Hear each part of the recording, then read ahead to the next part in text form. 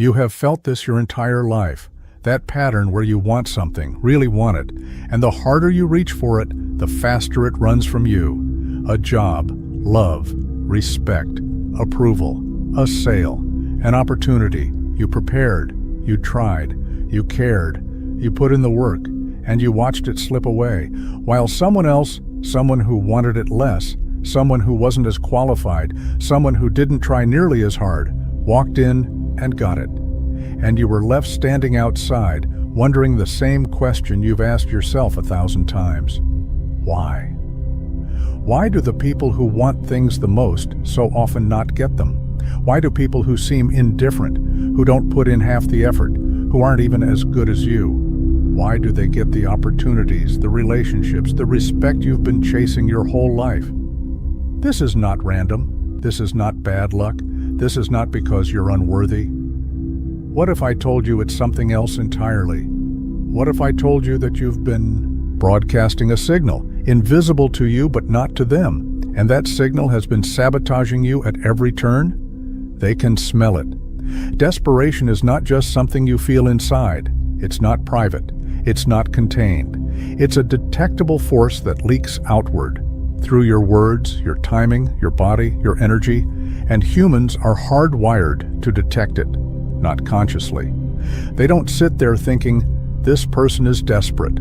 They just feel something, a pressure, a discomfort, a subtle wrongness they can't name, and they pull away. You have watched this happen your entire life. You have watched people with less skill succeed while you failed. People who seemed to care less. People who didn't try as hard. And you thought you were doing something wrong. You were, but not what you think. Because here is what you didn't know. When people sense you need them, when they feel that you need the outcome, need their approval, need them to say yes, something shifts. It's not a thought. It's not a decision. It's a reaction. They feel their freedom being threatened. They feel obligation creeping in. They feel the weight of your need pressing against them. And humans instinctively pull back from that pressure. This is not cruelty. This is survival instinct. Because desperation signals something dangerous. It signals scarcity, weakness, lack of options. And on a primal level, the world avoid those who broadcast need. You can say all the right things. You can be polite, be competent, be prepared, be kind. But if desperation is underneath, if that signal is leaking, they will sense it, and they will reject you. Not because of what you said, because of what you signaled. Let me show you what's really happening. Let me expose the invisible transaction that's been deciding your outcomes without you ever seeing it. Every human interaction is answering one question before you even speak. Who needs who more? That question gets answered in the first 3 seconds.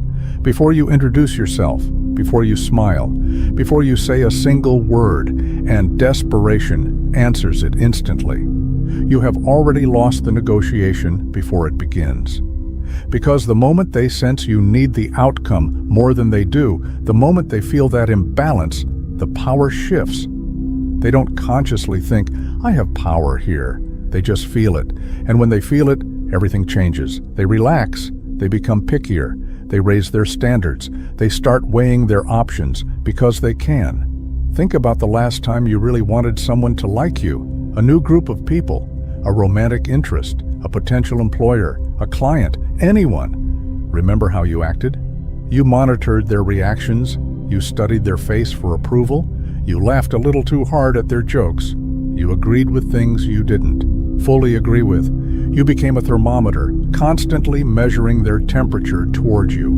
And they felt it. That constant measuring created pressure. They felt watched, evaluated, like they owed you something just for being in the room with you. And humans hate owing emotional debts to people they barely know.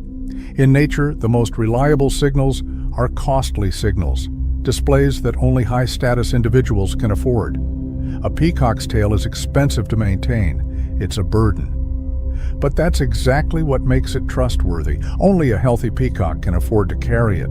The ability to walk away, the ability to say no, the ability to be indifferent. These are costly signals. They say, I have options. I don't need you specifically. Desperation is the opposite. It's a cheap signal. It costs nothing to broadcast, and it screams one thing: I have no alternatives. Humans evolved to read these signals in milliseconds, because for most of human history, aligning yourself with someone desperate was dangerous. They were weak, vulnerable, likely to drag you down. So we learned to detect it and to pull away from it. Here is what you need to understand. You are not being rejected because you are unworthy. You are being rejected because you are signaling scarcity, and the world punishes scarcity while rewarding abundance. But how? How does desperation leak out?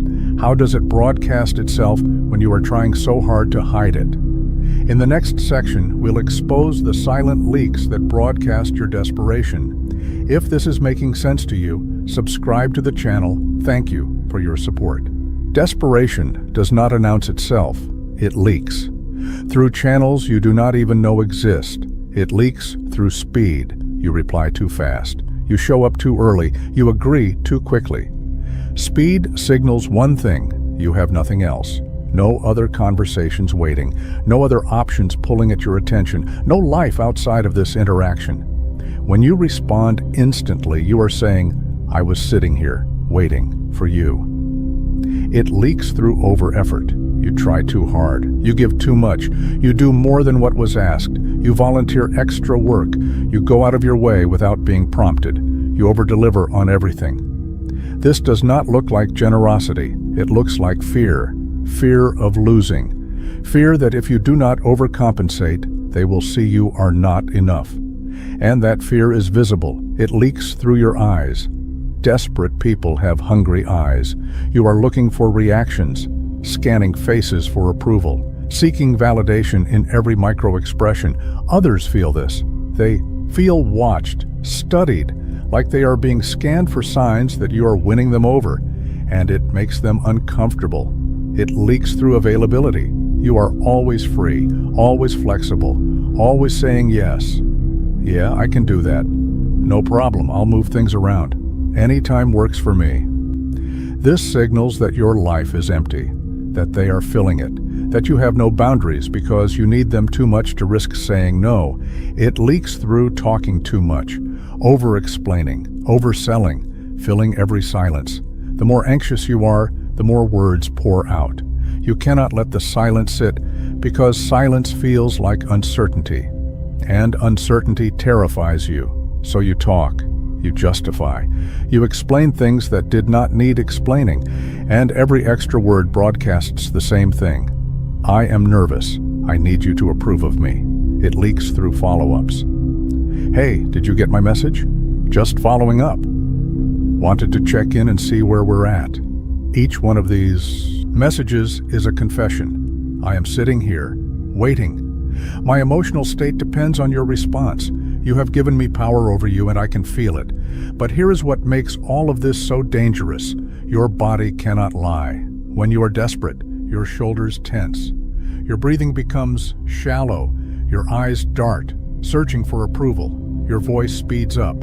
Your hands fidget. And the person in front of you? Their mirror neurons are picking up every single signal. They do not consciously think, this person is desperate. They just feel uncomfortable, pressured, like something is off. And they pull away. You have done this, all of it, and you did not even know what you were broadcasting. But it goes deeper than behavior. There is a biological mechanism at play here, something darker. There is a predator-prey reversal that happens with desperation. You think you are pursuing. You think you are the hunter, going after what you want, chasing the opportunity, making your move. But you are not. You are being evaluated for weaknesses. You are prey. In nature, animals do not chase what runs toward them. It triggers suspicion. Why is this thing approaching me? Is it diseased, rabid, desperate? Healthy prey runs away. It flees. It avoids contact. Sick prey approaches.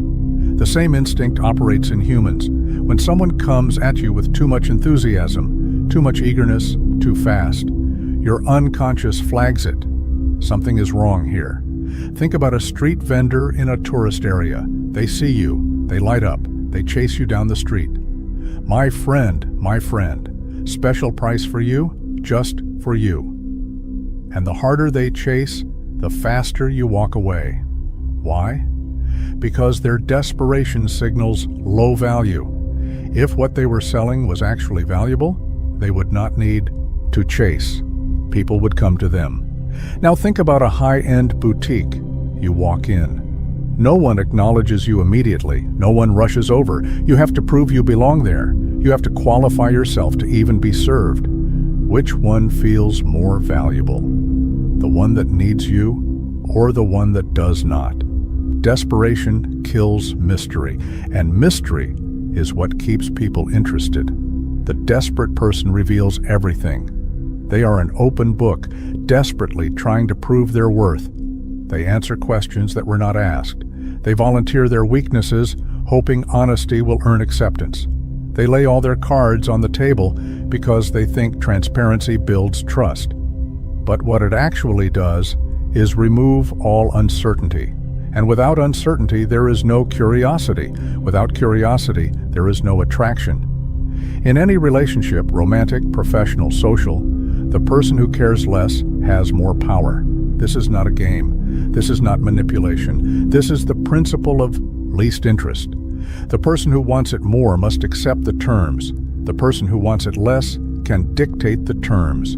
Desperation announces to the world, "I want this more than you do." And in that moment, all power transfers to the other person. They know you will tolerate more, accept less, compromise further because you need them, and they do not need you. And here is where it gets worse, because desperation does not stay static, it accelerates. You want something. You act desperate.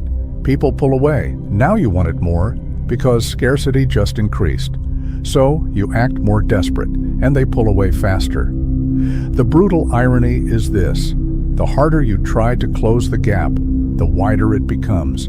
Desperation makes you reactive. You are no longer acting from your own center.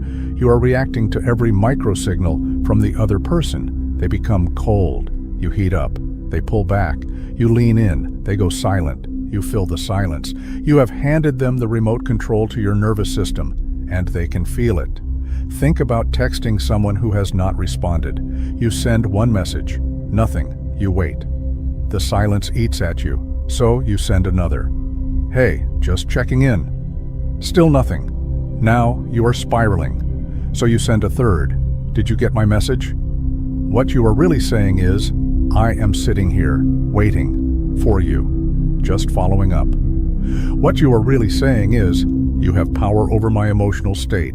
And by the third message, even if they were genuinely busy, they now feel something else.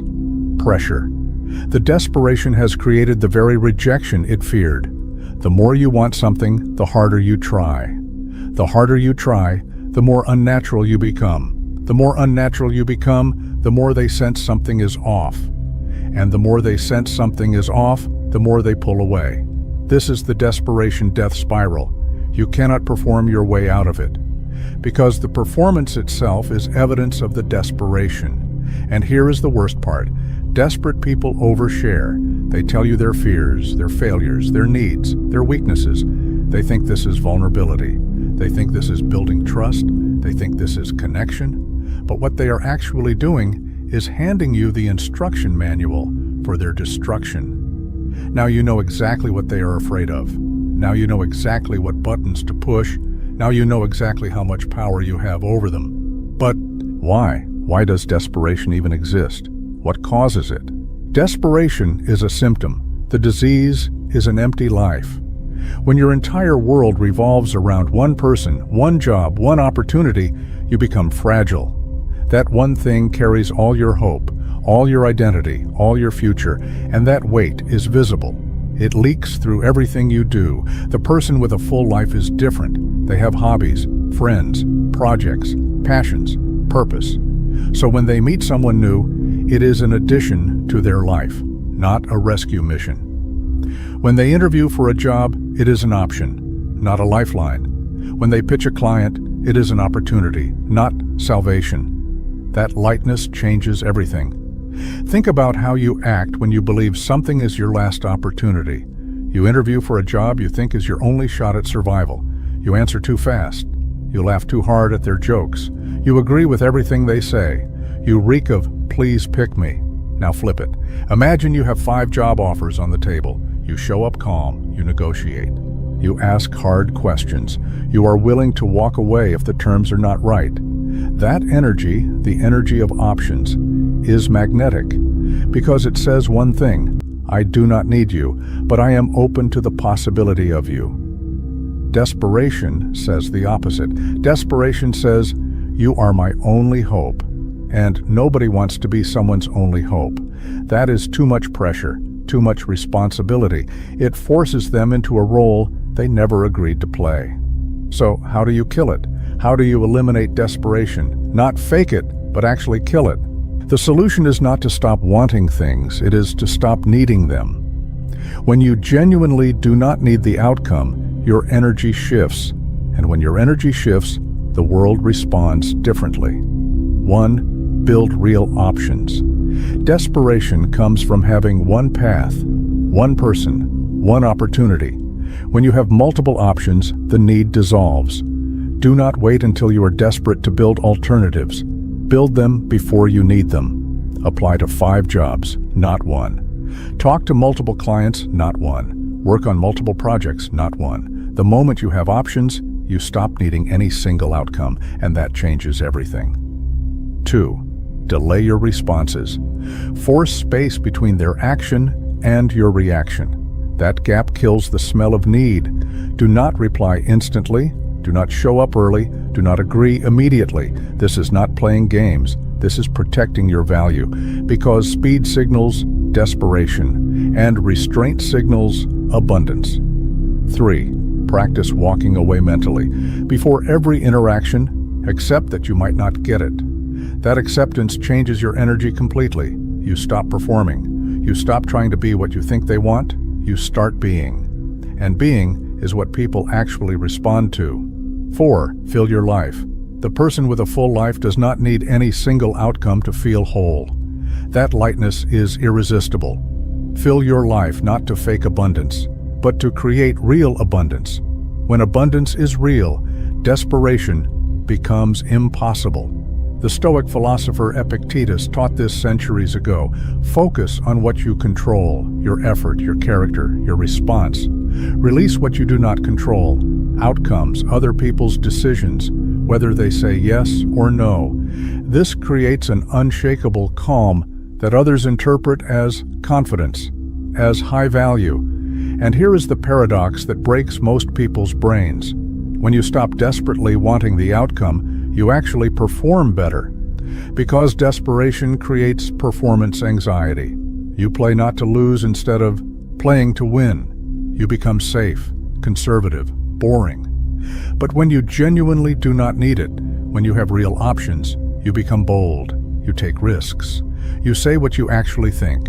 You walk away from bad terms. And ironically, that boldness is what wins. The person who needs it least often gets it, because they are the only one free enough to be interesting. And when you do this, when you kill the desperation, everything shifts. When you kill desperation, everything changes. Not because you stopped wanting things, but because you stopped needing them. The job calls you back. The person reaches out. The opportunity appears. Not because the universe rewarded you for letting go, but because you are no longer broadcasting scarcity. You are broadcasting self-sufficiency, and self-sufficiency is the most attractive force in human interaction. When you walk into a room no longer needing validation, people feel it. You are not scanning for approval. You are not performing. You are not trying. You just are. And that presence is magnetic.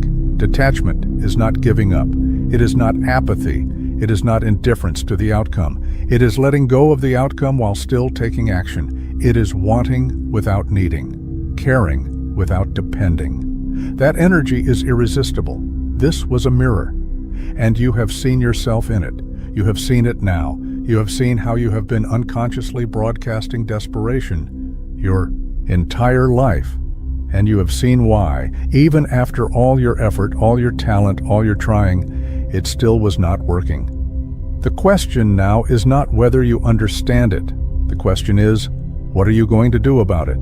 Are you going to keep showing the world how badly you want it? Keep repeating the same circle and hoping for a different result? Are you going to keep watching people less capable, less qualified, less deserving than you walk in and take what should have been yours? Or are you going to stand up today, right now, and tame this? The choice is yours. Watching this video was the easy part. Awareness is not enough. The real question is whether you are willing to put this to work. Whether you are willing to catch yourself the next time your fingers move too fast to reply. Whether you are willing to sit with the silence instead of filling it. Whether you are willing to walk away when every instinct in your body is screaming at you to chase. If you are ready to stop giving your power away, then go to the comments right now and type this. Today, I stop broadcasting need. Type it. Make it real. Let it be the line you draw between who you were and who you are becoming. If this video gave you clarity, if it named something you have felt your entire life but could never explain, then support it. Like the video. Subscribe to the channel. This space is for those who refuse to stay blind, for those who see the invisible forces shaping their lives and decide to take control.